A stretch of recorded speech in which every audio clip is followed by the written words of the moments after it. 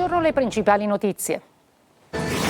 Nelle campagne di Castiglione e di Sicilia, nel Catanese, è trovato il cadavere di un uomo avvolto in un lenzuolo in sacchi di plastica, sul corpo segni di violenza con un coltello, una coppia sentita dai carabinieri di Taormina. A Catania, mattinata di caos, un camion fermo per un guasto blocca via Santa Sofia, paralizza il traffico di mezza città, in tilt il tondo Gioeni, tra incidenti, mezzi bloccati e manovre azzardate degli automobilisti. Abbiamo paura, occorrono più controlli, a Sferracavallo i residenti chiedono più presenza delle forze dell'ordine, intanto altro raid mafioso contro una barberia. Il sindaco di Palermo La Galla dice accanto ai commercianti con sostegni economici. Movida violenta a Menfi, nell'Agrigentino, un sedicenne pestato da 4 ragazzi per un accendino negato, 3 del branco sono minorenni.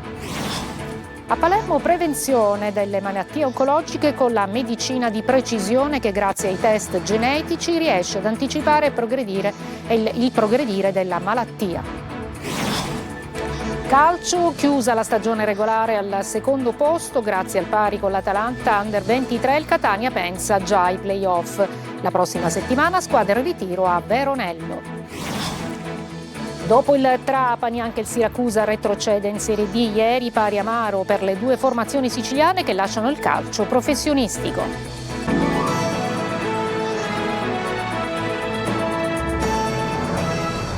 Eccoci, buongiorno, benvenute e benvenuti. E dunque in primo piano nel nostro telegiornale il delitto a Castiglione di Sicilia, siamo nel Catanese perché è stato trovato un cadavere in campagna avvolto in lenzuola e sacchi di plastica. L'uomo lavorava in un albergo a Giardini Naxos, ucciso a coltellate. Sul luogo sono intervenuti i carabinieri della compagnia di Randazzo. Intanto in queste ore gli investigatori stanno ascoltando una coppia a Taormina. Sentiamo il servizio di Adelaide Barbagallo. Un omicidio dai contorni oscuri, quello di Giuseppe Florio, un uomo di 66 anni originario di Giardini Naxos e residente a Trappitello. Il suo corpo, avvolto in una copertina e in sacchi di cellophane, è stato trovato in contrada Mitogio nel territorio di Castiglione. A fare la macabra scoperta un agricoltore della zona. Florio è stato ucciso a colpi di martello in testa e poi ferito con armi da taglio. Incensurato, lavorava in un albergo di Taormina. Oscura ancora il movente, ma la svolta potrebbe arrivare nelle prossime ore. 2 persone di Trappitello vengono sentite dai carabinieri di Taormina. Sono residenti in via Paladini a Trappitello, nella stessa via della vittima. Giuseppe Florio potrebbe essere stato ucciso proprio a Trappitello e poi il suo corpo lasciato qui, in questa strada di campagna. E questa è stata una mattinata di passione a Catania perché un autoarticolato in avaria blocca via Santa Sofia e paralizza il traffico. Il caos si estende fino al tondo Gioeni e di conseguenza mezza città tra incidenti, mezzi in panne e manovre pericolose degli automobilisti. Eva Spampinato. Sono nera, devo essere al lavoro 2 ore fa. Lei cosa ha perso questa mattina? Lavoro, scuola, analisi? Lavoro, aspettano me per giunta, è una vecchietta che ha bisogno. Un lunedì da incubo per gli automobilisti catanesi bloccati per ore nel traffico a causa di un auto articolato in avaria fermo al centro della carreggiata dalle 7:30 del mattino in via Santa Sofia, che ha letteralmente paralizzato la circolazione. La prima arteria a subire le conseguenze è stata la circonvallazione. Man mano che passavano i minuti, la paralisi si è estesa al resto della città. Dalle 8:30 che sono in macchina, da Gravina io scendo. Solo l'intervento della polizia municipale ha consentito di avviare le operazioni di rimozione del mezzo, ma dopo 3 ore dall'accaduto gli automobilisti erano ancora qui. Da quanto tempo siete in fila? 3 ore. 2, dai. Situazione ancora più critica nella zona del Tondo Geni, dove un'ambulanza è rimasta bloccata a lungo nel caos prima di riuscire a proseguire. Intorno alle 10 nuovi disagi, auto in panne e un tamponamento hanno alimentato un ingorgo già pesante. Io dalle 8 lo sto facendo non faccio più. Stando in macchina dalle 8 del mattino per 2 ore, poi gli animi si surriscaldano, si perde un po' la testa. Un pochettino sì, soprattutto che dalle 5:30 che sono alzato. E ancora non è riuscito ad arrivare? Ancora devo arrivare al policlinico e ancora sono qua. Non sono mancati comportamenti creativi ma pericolosi. Alcuni automobilisti, nel tentativo di sfuggire alla coda, hanno invertito la marcia attraversando le aiuole spartitraffico. E così, ancora una volta, la circonvallazione si conferma una certezza tutta catanese. Sai quando entri, ma in caso di imprevisti non sai quando ne uscirai vivo. Andiamo a Palermo, abbiamo paura, occorrono più controlli. A Sferracavallo i residenti chiedono maggiore presenza delle forze dell'ordine. C'è stato un altro raid mafioso contro una barberia. Proprio il sindaco Lagalla dice accanto ai commercianti con sostegni economici. Marco Gullà.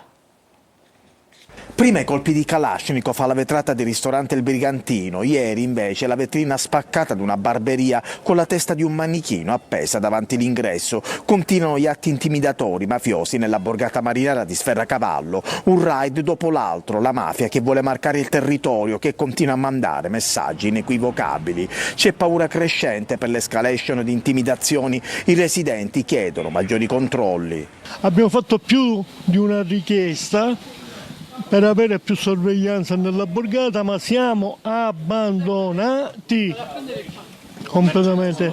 La cittadinanza di Sferracavallo è completamente abbandonata e spaventata dagli ultimi eventi. Un presidio sarebbe opportuno, ma non ce l'aspettavamo perché Sferracavallo è una zona tranquilla, quindi è una novità. C'è un po' di apprensione, però non siamo nuovi a questi fattori un po' così.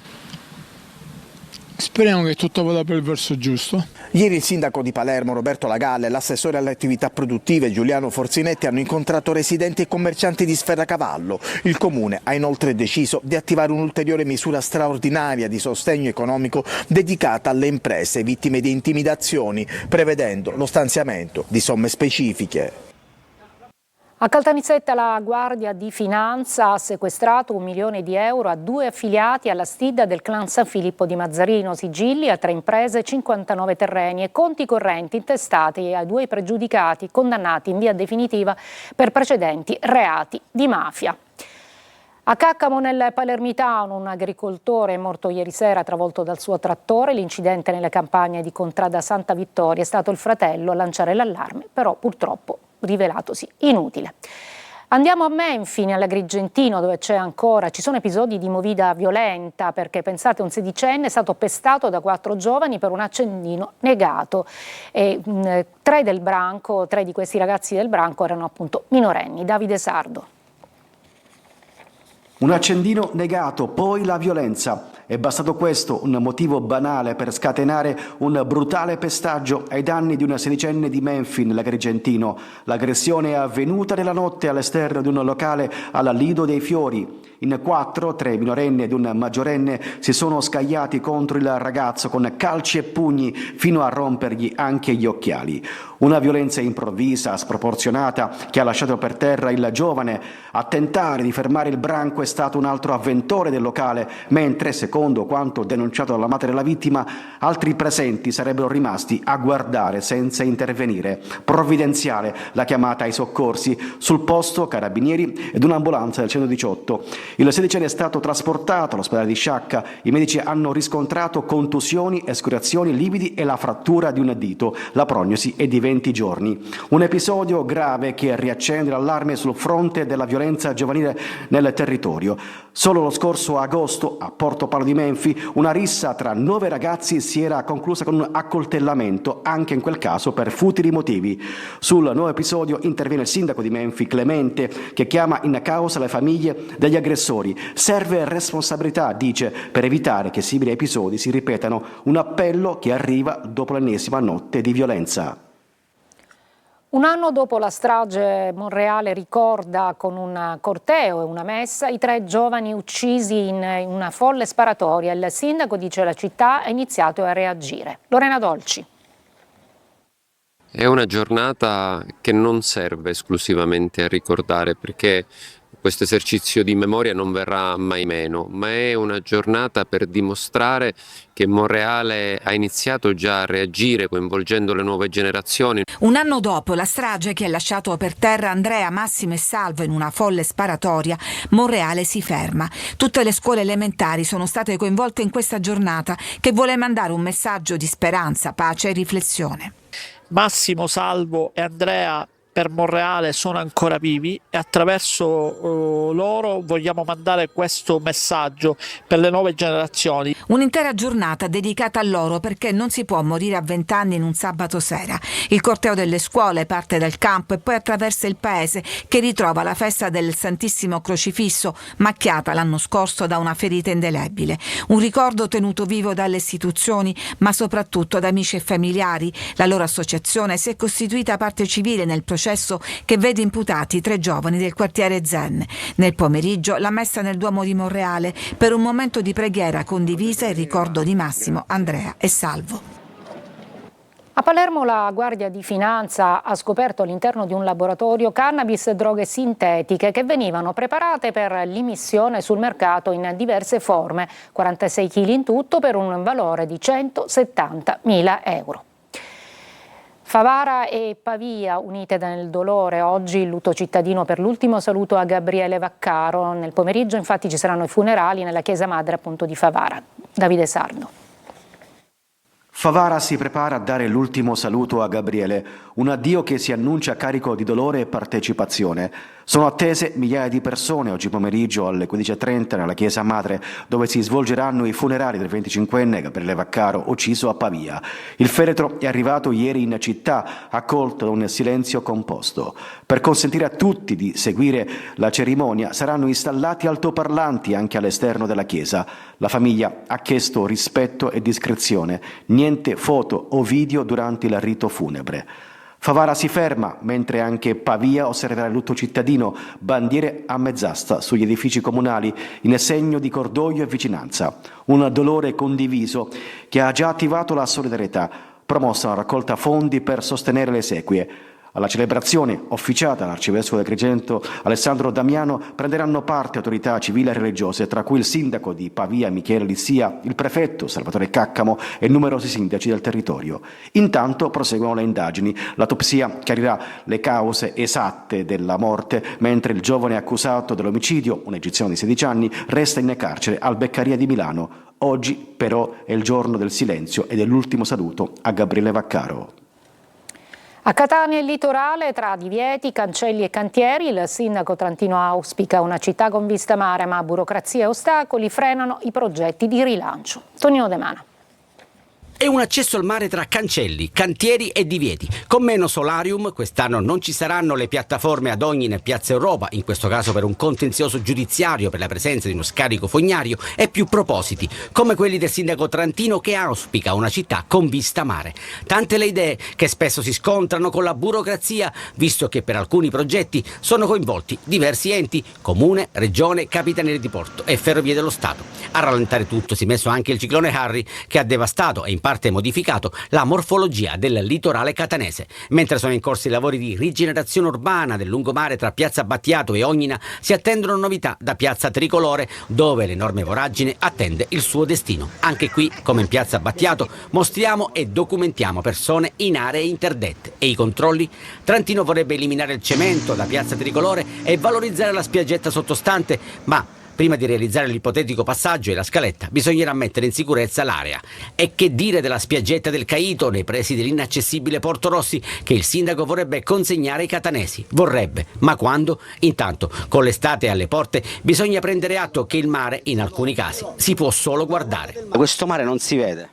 Ha ragione che il mare non si vede, ma purtroppo i problemi che ci sono stati con gli ultimi eventi meteorologici chiaramente hanno un po' scombussolato la situazione. In questo momento io, piuttosto che una città a vista mare, vedo una città a vista cantiere. Da dove viene? Dall'Australia. Esattamente da dove? Geelong, che è un'ora di strada di Melbourne. Lei vorrebbe vedere il mare, ma? Lo vedo ma non lo posso toccare. Mare bello ed impossibile, come canta Gianna Nannini. In vista del rimpasso della giunta regionale, Schifani chiede ai partiti nomi nuovi entro fine mese. Forza Italia frena sulle deleghe, Fratelli d'Italia prende tempo. Luca Ciliberti. La scadenza annunciata resta invariata, almeno per ora. Entro il 30 aprile il presidente della regione Renato Schifani vuole i nomi dai partiti della maggioranza di centrodestra per il rimpasto della giunta. Nel frattempo però all'interno dei due principali azionisti di governo, Forza Italia e Fratelli d'Italia, le acque sembrano agitate. Gli azzurri, freschi di nuovo coordinatore regionale indicato da Roma, accelerano sui cambi ma frenano sull'assetto complessivo della giunta. Il ragusano Nino Minardo dal suo nuovo ruolo lancia un messaggio preciso per quanto riguarda Forza Italia e dice: la linea è chiara, non intendiamo cambiare deleghe per una questione di coerenza amministrativa e di indirizzo politico. Tradotto, si cambiano gli uomini, ma le caselle restano invariate, su tutte quelle della sanità. Nel pomeriggio riunione a porte chiuse a Enna dei vertici di Fratelli d'Italia con il commissario regionale Luca Sbardella, insieme ai responsabili nazionali dell'organizzazione del partito Arianna Meloni e Giovanni Donzelli. Ufficialmente in agenda si parlerà di amministrative, tra le righe ci sarà da risolvere i nodi che riguardano la regione. Elvira Amata, l'assessore al turismo rinviata a giudizio per corruzione, ha deciso di restare al suo posto. Un eventuale passo indietro potrebbe diventare un precedente pericoloso per il vicepresidente della regione Luca Sammartino della Lega, già a processo per corruzione, e sullo sfondo anche per il presidente dell'Ars Gaetano Galvagno. Ecco perché la linea del partito della Meloni è quella di rinviare il rimpasto fino a dopo le amministrative di maggio. Un modo per rivalutare il peso dei partiti ad un anno dal voto per le regionali e scongiurare pericolose scelte di pancia e di un pericoloso puzzle che potrebbe anche portare alle elezioni anticipate. Breve pausa e poi un progetto lanciato a Palermo per la prevenzione delle malattie oncologiche.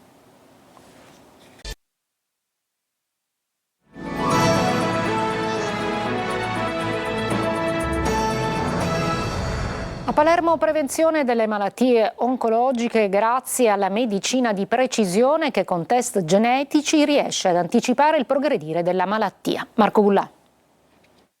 La prevenzione al centro di tutto. Questa mattina a Palazzo Steri a Palermo l'ASP ha sottoscritto un accordo di collaborazione scientifica e tecnologica con la Fondazione Illitalia finalizzato allo sviluppo di modelli innovativi per la previsione, la diagnosi e il trattamento personalizzato delle patologie oncologiche.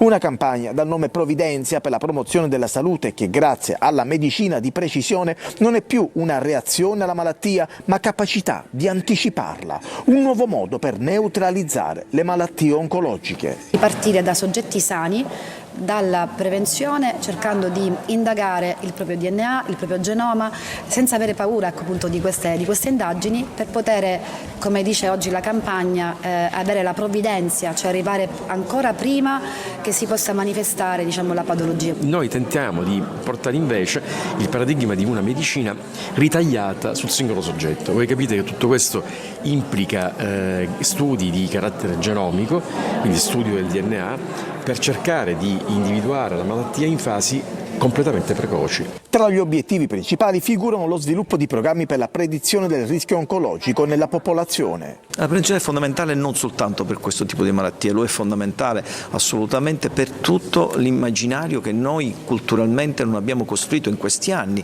e quindi la necessità di trasformare quella che è una sanità ospedalocentrica a una sanità di prossimità. I test genetici permettono inoltre di individuare in anticipo il rischio di sviluppare determinate patologie, in particolare oncologiche, e di costruire percorsi personalizzati per ogni cittadino. Al Nicola De Simone di Siracusa si è giocato il torneo dei licei. Francesco Aloi.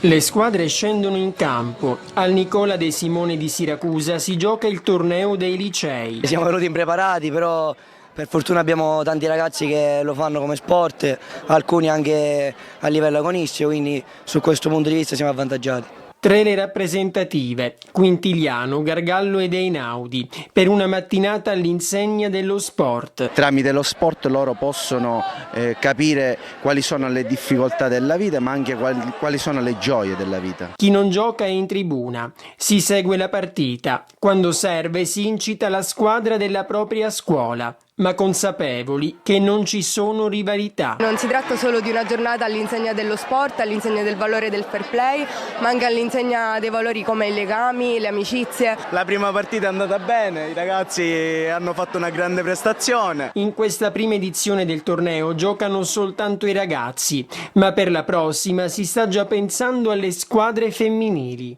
Questa è, diciamo, la partenza, come tutte le partenze poi hanno necessità di essere rodate, migliorate, quindi ci proponiamo di aggiungere delle quote rosa per il prossimo anno.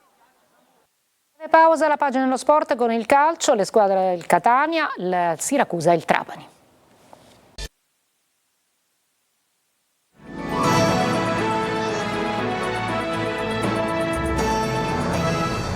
Eccoci al calcio, il Catania dopo il pareggio con l'Atalanta Under 23 pensa già ai play-off. Qualche giorno di riposo, poi tutti al lavoro anche nel ritiro di Veronello. Marco Carli. Il gol di Caturano nel recupero contro l'Atalanta Under 23 ha chiuso la stagione regolare e ha dato il via a 3 settimane importanti per il Catania. 3 settimane per ritemprarsi, per recuperare gli infortunati, per lavorare. Torniamo mercoledì pomeriggio e poi martedì andremo in ritiro perché c'è bisogno di concentrarci bene, di lavorare bene. A Veronello un lavoro di una settimana, partenza il 4 maggio, inizio il 5, nel periodo di preparazione anche qualche amichevole, il tutto per arrivare al meglio ai playoff, i cui sorteggi per il secondo turno saranno il 14. Tema infortunati, per Miceli e Donnarumma si è trattato più di precauzione, gli altri lavorano per i playoff, da valutare Corbari per la prima partita, così come vanno verificate le condizioni di Lunetta, uscito per un risentimento all'adduttore, e di Ditacchio, non al meglio ma comunque in campo per qualche minuto. La partita è stata in chiaroscuro come molte dell'ultimo periodo. Buon approccio, qualche occasione e poi meglio l'avversario. Il gol di Ghislandi per portare in vantaggio l'Atalanta. Il finale all'arrembaggio con la rete di Caturano, fortemente voluta da tutti e giustamente festeggiata. Un bel segnale. So quanto ancora posso dare sia al Catania che al calcio, quindi io cerco di fare il massimo come sono entrato oggi in campo. Caturano attendeva il gol da Monopoli, era gennaio e il Catania in quel momento volava. Magari la rete contro l'Atalanta potrà servire anche a chiudere 3 mesi difficili per i rossazzurri. Se sarà così, lo scopriremo dal 17 maggio. Finisce 2-2, Trapani e Siracusa tornano quindi in Serie D le due siciliane. Il Trapani in retrocesso lo era già, il Siracusa lo è diventato ieri al termine di un derby che doveva vincere per sperare di disputare i play-out. Sentiamo Franco Cammarasana. Dopo il Trapani anche il Siracusa in Serie D, la squadra di Turati non va oltre il pari al provinciale in una partita che doveva vincere per sperare di disputare i play-out, pur sapendo che il successo non le sarebbe bastato senza concomitanti risultati a lei favorevoli di Foggia e Giuliano. Ed invece è finita 2-2, anche se per 70 minuti ha giocato contro un Trapani ridotto in 10 per l'espulsione di Cozzoli al 25esimo. Il colpo di testa vincente di Di Paolo al 35esimo su cross di Valente sembrava avesse indirizzato la partita sui canali favorevoli alla squadra di Turati, che al 15esimo della ripresa si faceva però sorprendere su una perentoria incursione di Wilkeman che consentiva a Stauciuk di spingere la palla in rete sulla respinta di Farroni. 3 minuti dopo l'ottimo Galeotti abbassava la saracinesca sui tiri di Cancellieri e Di Paolo e il Trapani, ultimo sì ma non per orgoglio, si portava addirittura in vantaggio al 31esimo con Napolitano. Il Siracusa a questo punto si sgonfiava, trovava comunque con sbaffo al 35esimo la rete del 2-2, ma buono solo per le statistiche, non per la storia che vede entrambe le siciliane retrocesse in Serie D, anche se il Trapani spera ancora di avere restituiti dei punti dalla giustizia sportiva. È tutto per questa edizione, la prossima alle 19. Grazie per l'ascolto e buon pomeriggio.